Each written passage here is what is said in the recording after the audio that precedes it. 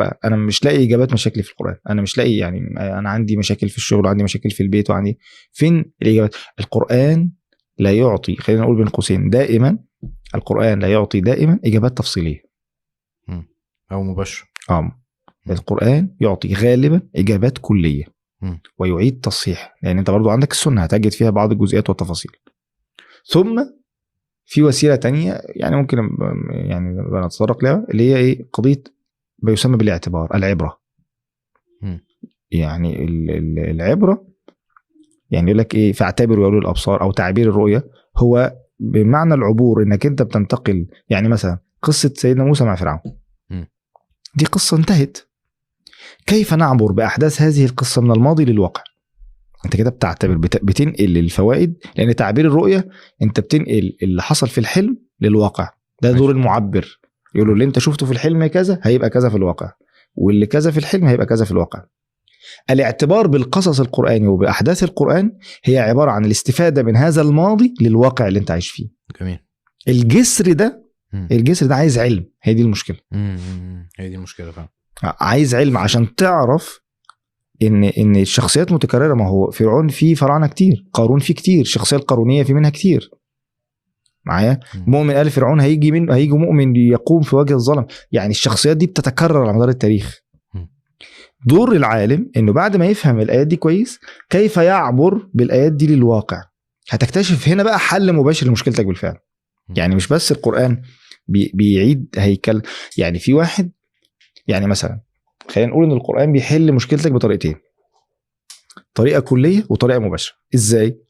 سيدنا مصعب رايح يشتغل في الدعوة في المدينة، خلاص النبي صلى الله عليه وسلم لما علمه القرآن واداله الوحي بقى معاه الأساسيات، الكليات، التفاصيل هو يجتهد فيها.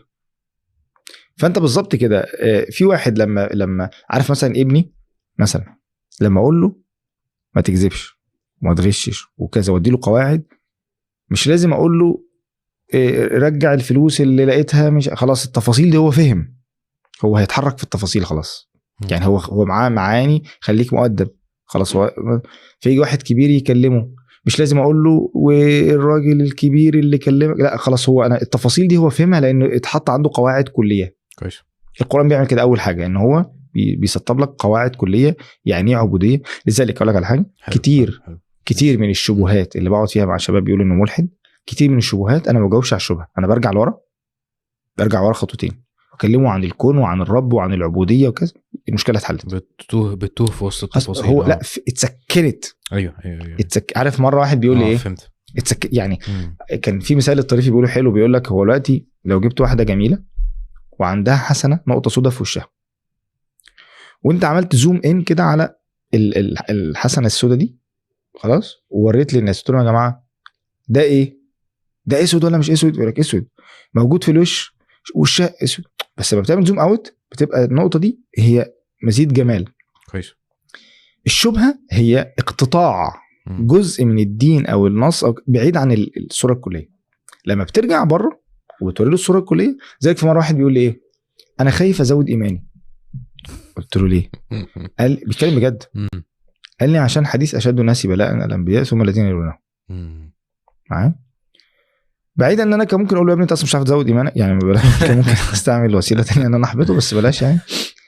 قلت له يا ابني انت اقتطعت، ما هو واشد الناس واكثر الناس فتحا وجمالا ولذة وطيب العيش هم هؤلاء ايضا.